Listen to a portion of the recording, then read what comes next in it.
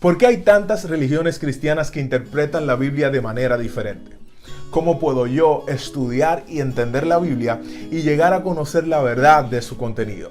Si estás interesado en mejorar el estudio de la palabra de Dios, este video es para ti. Soy Oliver Veras y esto es ¿Cuál es la respuesta?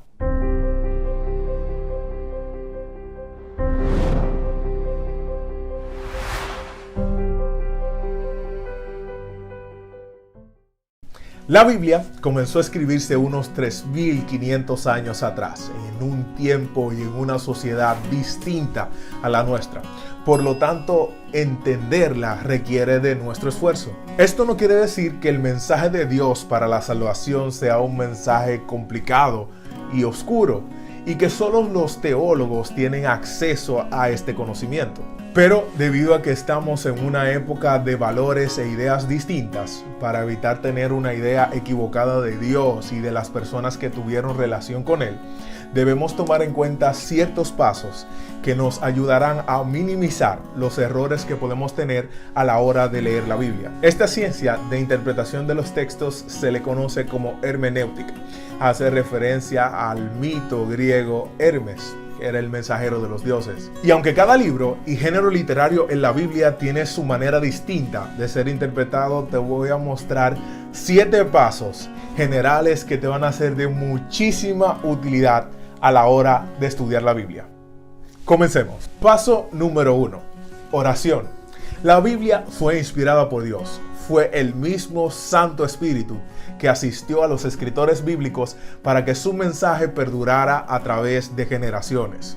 Al pedir la bendición del Señor, es el mismo Santo Espíritu que inspiró a los profetas, el que viene e ilumina mi mente para que yo pueda conocer la verdad. ¿Recuerdas cuando Satanás tentó a Jesús en el desierto? Lo hizo precisamente citando textos bíblicos. Claro, dejando pasar algunas palabras, torciendo otras para cumplir con sus malos intereses.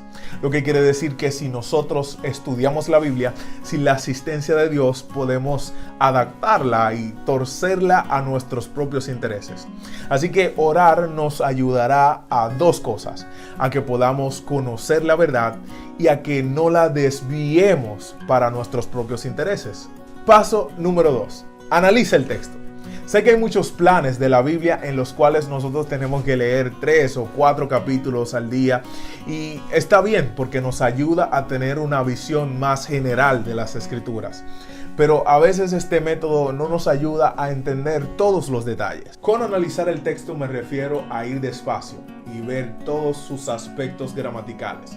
Lo ideal sería conocer los idiomas originales, el griego, hebreo y arameo, pero tranquilo, no tenemos que ir a estudiar lenguas antiguas. Afortunadamente en internet tenemos excelentes herramientas para saber el significado de las palabras. Y también podemos asistirnos de varias buenas traducciones de la Biblia que nos ayudarán a acercarnos a la mejor traducción posible del texto que estamos estudiando. En la descripción del video te dejaré algunos enlaces de buenas herramientas y traducciones de la Biblia que te serán de gran ayuda. Paso número 3. Analizar el contexto del texto.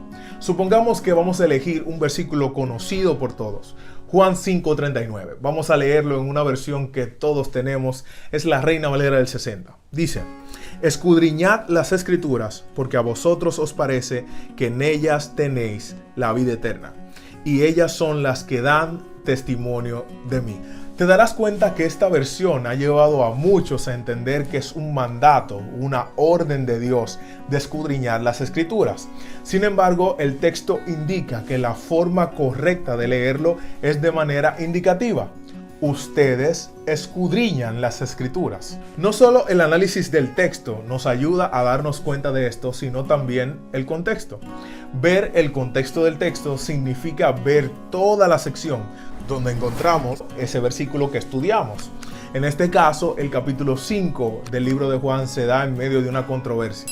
Jesús acababa de sanar al paralítico de Betesda y los judíos querían matarlo porque él decía que era el Hijo de Dios y esto lo hacía igual a Dios.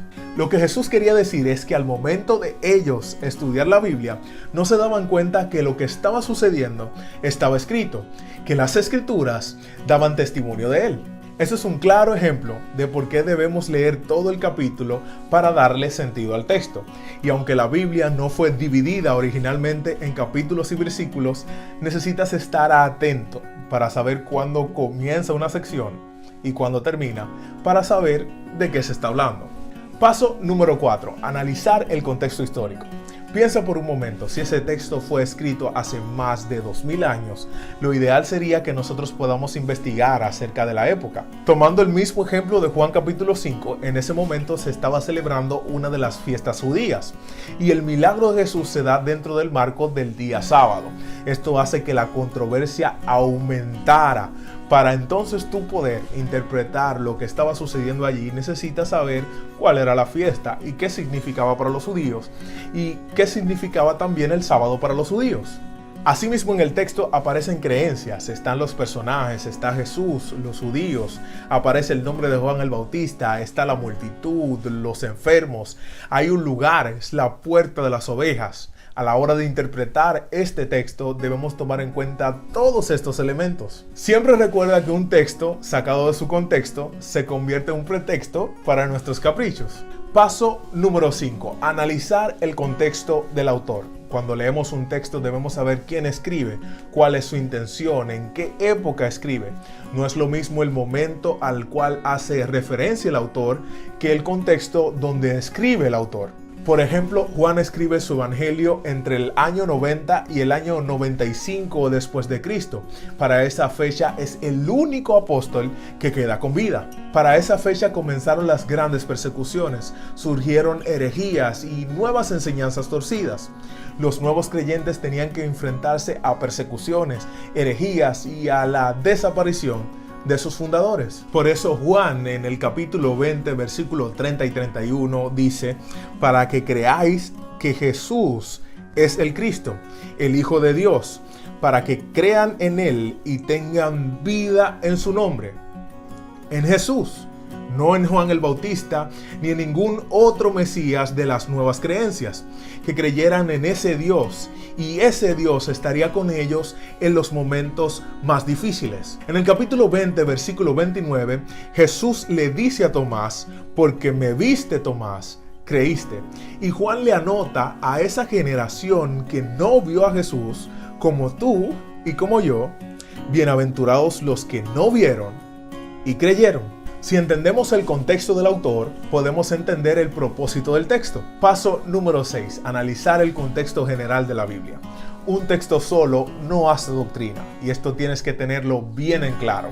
La Biblia, aunque escrita por varios autores, tiene unidad y un propósito general en el plan de salvación de los hombres. Así que todo texto debe ser entendido dentro del marco general de la Biblia. Esto nos ayudará a entender y conocer qué quiere Dios de nosotros. Nos ayudará a hacer doctrinas cristianas y nos arrojará luz a los textos que no podemos entender. Cuando vayas a estudiar, pregúntate qué dice toda la Biblia sobre esto. Último paso, paso número 7, consultar a otros autores. Reconocer nuestras limitaciones y saber que podemos equivocarnos no es de tontos. Dios también le entregó sabiduría a los demás. Por eso debemos consultar a otros autores, consultar a otros hermanos y dirigentes que ya han estudiado el texto. Por eso te recomiendo a que puedas utilizar versiones de la Biblia, diccionarios y comentarios bíblicos, manuales de arqueología y también preguntarle a los demás. Claro, la consulta a otros autores debe ser luego de nuestro estudio personal. Esto nos permitirá tener investigaciones propias. No tengas miedo a la hora de estudiar la Biblia. El Dios de la Biblia está interesado en que te encuentres con Él cuando la leas. Así que un estudio sincero, con oración y la iluminación del Espíritu Santo, nos mostrará el propósito de Dios para nuestras vidas. Si te gustó el video, suscríbete, dale me gusta y no te olvides de compartir. En serio, no te olvides de compartir. Siempre, siempre hay alguien a quien tú puedes bendecir. Mi nombre es Oliver y esto fue ¿Cuál es la respuesta?